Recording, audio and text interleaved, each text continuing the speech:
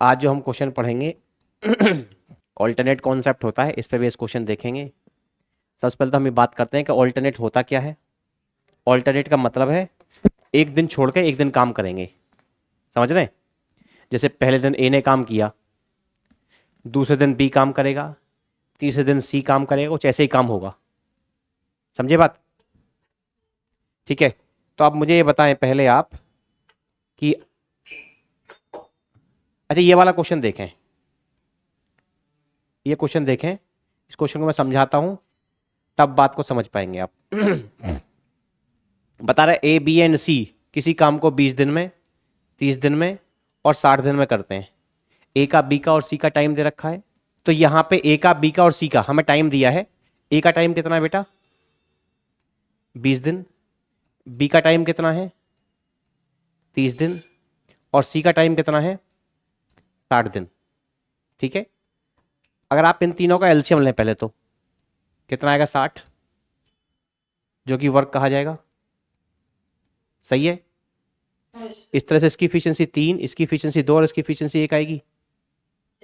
यहां तक क्लियर है? वो अभी यहां तक का क्वेश्चन पूरा हुआ है। आगे क्या लिखा है? इफ दे वर्क ऑल्टरनेटिवली, ये जो काम करते हैं ऑल्टरनेट में करते हैं। ऑल्टरनेट का मतलब एक छोड़ के एक, वहां लिखा भी है फॉर 1 डे ईच, मतलब एक आदमी जो काम करेगा एक दिन काम करेगा। और स्टार्ट किससे करना है? ए से। मतलब पहले दिन जो काम करेगा वो ए करेगा, फिर बी करेगा और फिर सी करेगा। आई बात समझ?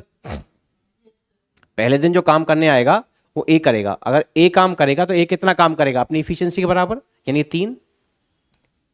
दूसरे दिन जब काम करेगा तब बी करेगा, और बी की इफिशियंसी क्या है? 2, यानी 2 काम होगा। और थर्ड दिन जो काम करेगा वो सी करेगा, और सी कितना काम करेगा? 1। यहां तक क्लियर है क्या बात? अब फोर्थ दिन, अगर चौथे दिन देखें तो चौथे दिन फिर से ए आएगा, हाँ है ना? पांचवें दिन फिर से बी आएगा, छठे दिन फिर से सी आएगा। इसका मतलब जितना काम पहले 3 दिन में होगा वही काम अगले 3 दिन में होगा, और वही काम अगले 3 दिन में होगा। मतलब हर 3 दिन का जो काम होगा वो सेम रहेगा। समझ रहे बात? और 3 दिन में काम होगा कितना? 3 और 2 5 और 1 6। मतलब 3 दिन में जो काम होगा वो 6 वर्क होगा। सही है? अगले 3 दिन में फिर से 6 होगा। मतलब पहले काम अगर 6 हुआ है तो फिर 12 होगा, फिर 18 होगा, फिर 24 होगा। ऐसे काम किया जाएगा। तो 6 के मल्टीपल में अगर 60 काम करना है तो इसका मतलब 10 मल्टीपल होंगे, हाँ है ना?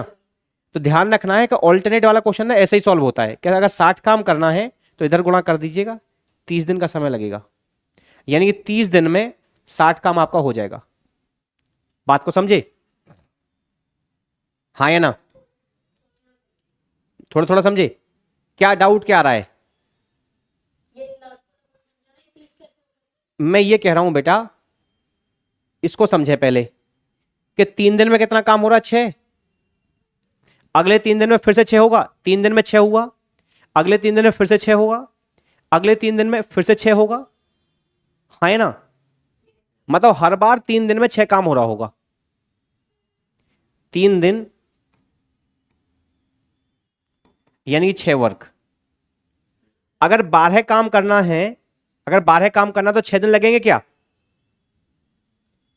क्योंकि 3 दिन में 6 हुआ तो अगले 3 दिन में फिर से 6 काम होगा।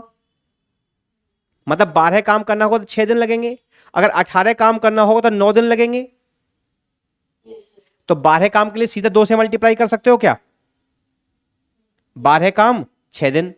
अगर 18 काम करना होगा तो 3 से मल्टीप्लाई कर दूंगा, यानी 18 काम 9 दिन, हाँ है ना? अगर 60 वर्क करना है तो सिंपली मैं सीधा 10। हाँ बेटा, वो क्योंकि जब इधर चेंज होगा तो इधर भी चेंज होगा, क्योंकि हर एक 3 दिन का मतलब 6 वर्क है। 3 दिन 6 वर्क, 3 दिन 6 वर्क। जैसे ही इसका मल्टीपल करोगे तो इसका भी मल्टीपल होगा। तो अगर आपने इधर 10 से मल्टीप्लाई किया तो इधर भी 10 से मल्टीप्लाई होगा, यानी कि 30 दिन में आपका कितना काम हो जाएगा? 60 वर्क हो जाएगा। समझे? तो ये 30 दिन क्या आएगा? आपका फाइनल आंसर रहेगा। बात समझ आई? तो ऑल्टरनेट के जितने भी क्वेश्चन होंगे वो ऐसे ही होंगे मल्टीपल से।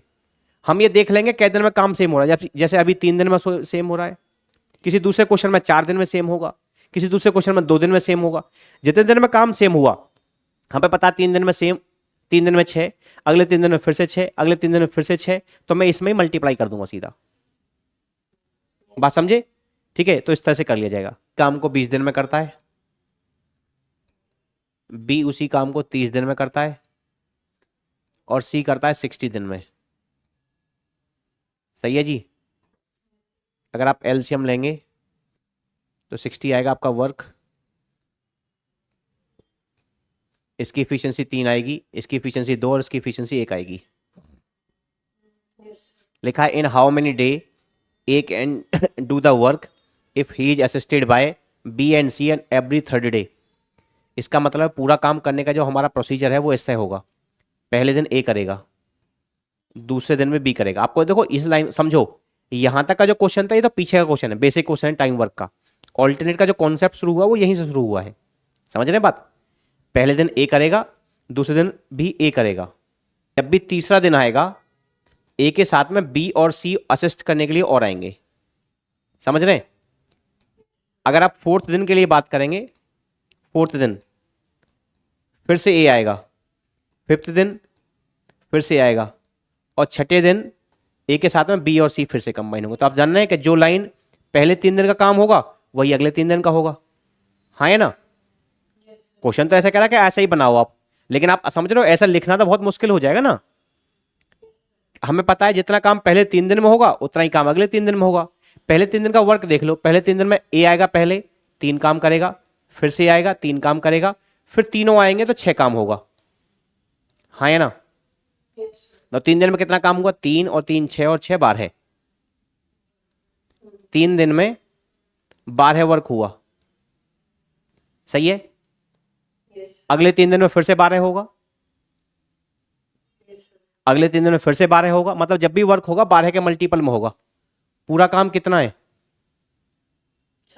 60। तो इसका मतलब 5 बार आएंगे इस तरह से, ये 3 के हिसाब से 5 बार आएंगे। पहले 3 दिन में 12, अगले 3 दिन में फिर से 12, अगले 3 दिन में फिर से 12। 12 के मल्टीपल में अगर 5 बार आ जाए तो पूरा 60 काम हो जाएगा, और 3 बार के हिसाब से 5 मल्टीपल है तो 15 दिन लगेंगे। हाँ है ना? तो 15 दिन आपका सही आंसर होगा।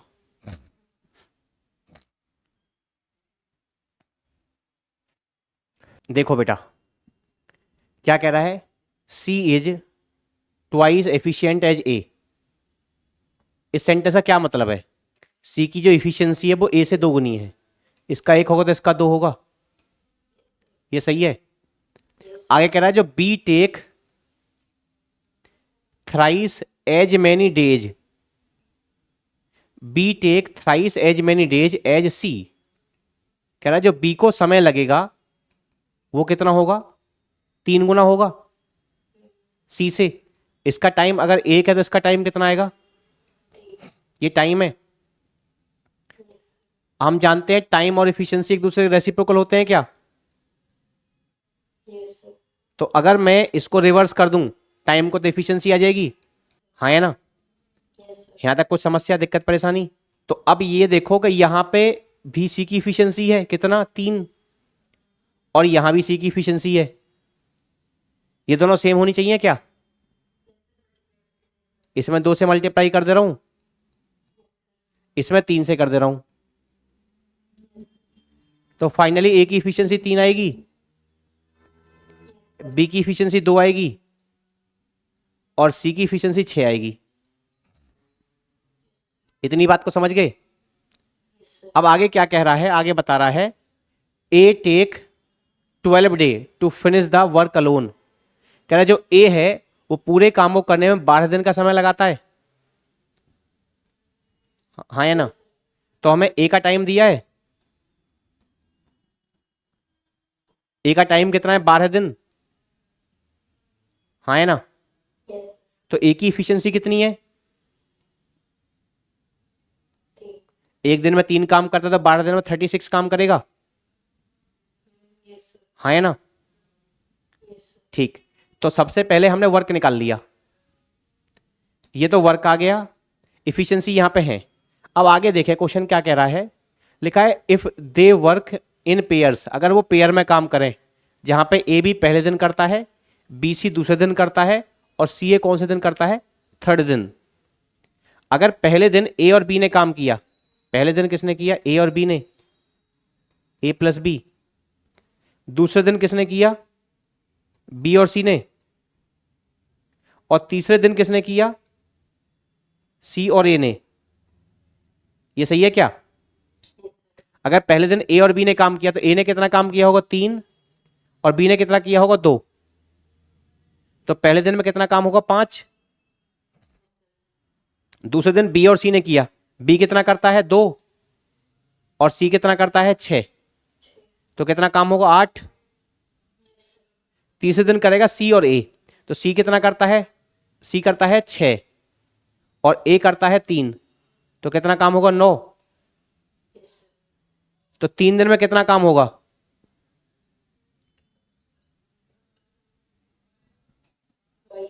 22।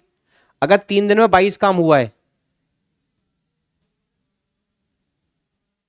अगर 3 दिन में 22 हुआ है, 3 दिन में हुआ जी 22 काम, 22 वर्क हुआ, तो क्या आप जानने के अगले 3 दिन में भी 22 होगा? तो अगले 3 दिन में भी 22 होगा, मतलब 3 दिन में हमेशा 22 होगा। अच्छा, पूरा काम है कितना वैसे, 36 वर्क है। मतलब मैंने अगर अगले 3 दिन काम करवा दिया एक साथ, तो कितना काम हो जाएगा, 44।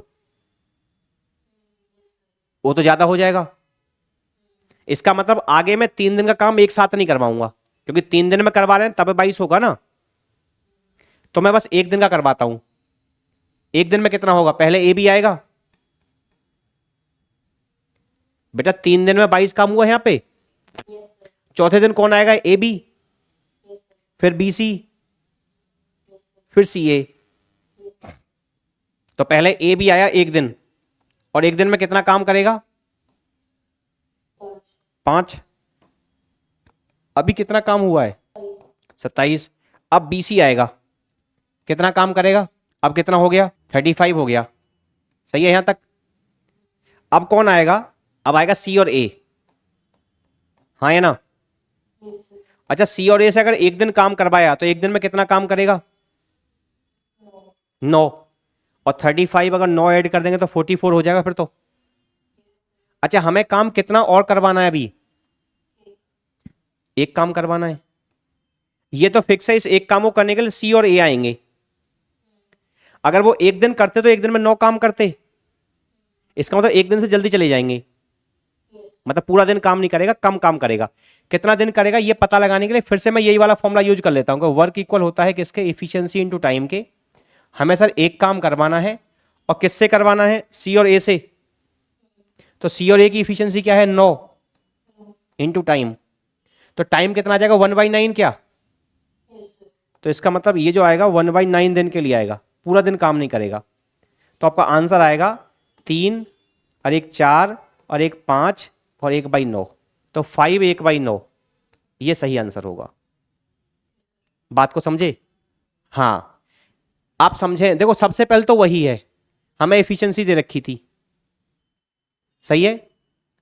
इस वाले सेंटेंस में एफिशिएंसी दी थी, यहां हमें टाइम दिया था। समझ पा रहे हो क्या? यहां एफिशिएंसी है, यहां टाइम है। टाइम को मैंने हाँ यही खेल था, क्या पहले वाले में एफिशिएंसी दी थी सेंटेंस में, दूसरे वाले में टाइम दिया था।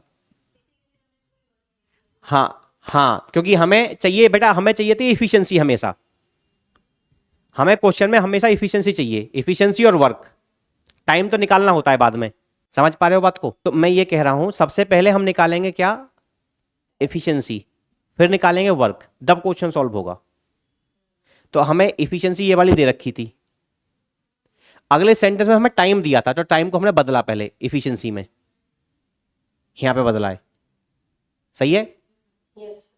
और फिर एफिशिएंसी को हमने क्या किया, जो जिसका एफिशिएंसी कॉमन था, जैसे सी का कॉमन था, सी यहां भी था और सी यहां भी था, समझे बात। तो सी को सेम कर लिया, हमें तीनों की एफिशिएंसी मिल गई। एफिशिएंसी मिल गई तो वर्क मिल गया। तो यहां तक का जो क्वेश्चन था ये तो बेसिक क्वेश्चन था टाइम वर्क का, ये वाला इधर, समझे बात को? पहले एफिशिएंसी, फिर ये एफिशिएंसी, फिर वर्क निकाला हमने, ठीक। उसके बाद में ये ऑल्टरनेट का कॉन्सेप्ट शुरू हुआ, हमने ये जाना कि कितने दिन में काम इक्वल होगा, तो हमें पता लगा 3 दिन में काम इक्वल होगा, और 3 दिन में कितना काम होगा ये पता लगाया, 22 काम होगा। हुआ डाइजेस्ट? 3 दिन का काम 22। अब अगले 3 दिन करवाते तो फिर से 22 हो जाता, जो ज्यादा हो जाता।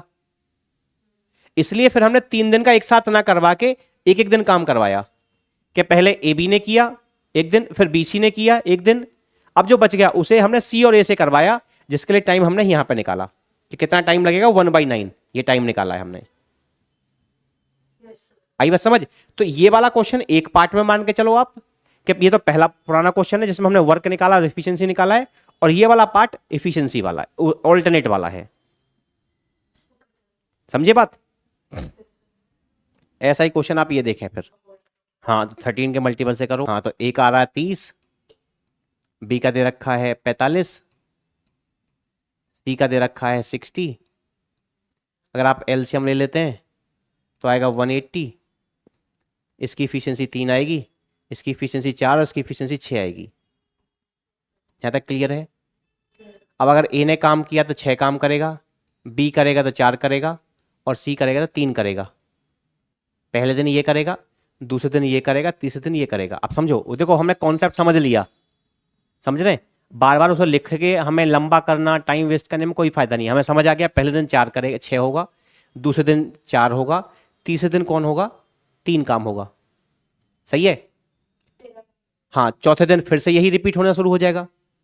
इसका मतलब 3 दिन के बाद रिपीट होगा, तो 3 दिन में कितना काम होगा सर, 13। सही है? अगर हमें 180 काम करना है तो हमें कितने मल्टीपल लेने होंगे ये देखना पड़ेगा पहले हमें। तो सिंपली आप 180 को 13 से डिवाइड कर दो, कितने मल्टीपल हैं। हाँ है ना? तो 13 से कटेगा, 13 कम 13, बचेगा कितना, 5, 13 3 39, 3 बार काटना पड़ेगा, मतलब कुल 13 मल्टीपल लिए जाएंगे। तो 13 से गुणा करेंगे कितना आ जाएगा, 39 दिन आएगा, और कितना वर्क होगा, 169। सही है?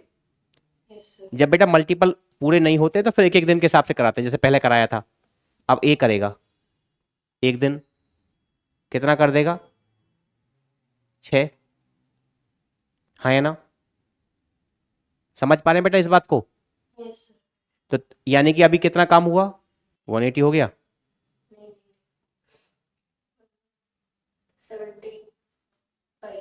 175। अब बी करेगा एक दिन तो 4 और हो जाएगा। अब कितना हुआ,